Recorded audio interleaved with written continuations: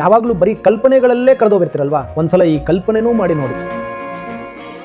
ನಿಮ್ಗೆ 80 ವರ್ಷ ಆದಮೇಲೆ ಇದ್ದಕ್ಕಿದ್ದಂತೆ ಗೊತ್ತಾಯ್ತು 80 ವರ್ಷಗಳನ್ನು ನೀವು ಪೂರ್ತಿ ಹಾಳು ಮಾಡಿದ್ದೀರಾ ಅಂತ.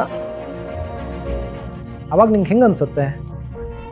2 ದಿನ ಟ್ರೈನಲ್ಲಿ ಜರ್ನಿ ಮಾಡಿದ್ಮೇಲೆ ಅಚಾನಕ್ಕಾಗಿ ಗೊತ್ತಾಯ್ತು ನೀವು ತಪ್ಪು ಟ್ರೈನ್ ಹತ್ತಿದ್ದೀರಾ ಅಂತ. ಅವಾಗ ನಿಮ್ಗೆ ಹೆಂಗೆ ಅನ್ಸುತ್ತೆ? ಈ ಕಲ್ಪನೆನ ಒಂದ್ಸಲ ಮಾಡಿ ನೋಡಿ, ನಿಮ್ಮ ಎದೆ ನಡಿಗೋಗುತ್ತೆ. ತಪ್ಪು ಕೆಲಸ ಮಾಡ್ತಾ ಹೋದ್ರಿ, ಮದುವೆನೂ ಮಾಡ್ಕೊಂಡ್ರಿ, ಮಕ್ಕಳನ್ನೂ ಹೆತ್ತಿರಿ. ಆಮೇಲೆ ನಿಮ್ಗೊಂದು ಅರಿವಾಯಿತು ಏನೋ ಒಂದು ದೊಡ್ಡ ತಪ್ಪಾಗಿದೆ ಅಂತ. ವಾಪಸ್ ಬರೋಕ್ಕೆ ಅಥವಾ ರಿವರ್ಸ್ ಗೇರ್ ಹಾಕೋಕ್ಕೆ ಆಗತ್ತಾ? ಹೆದರಿ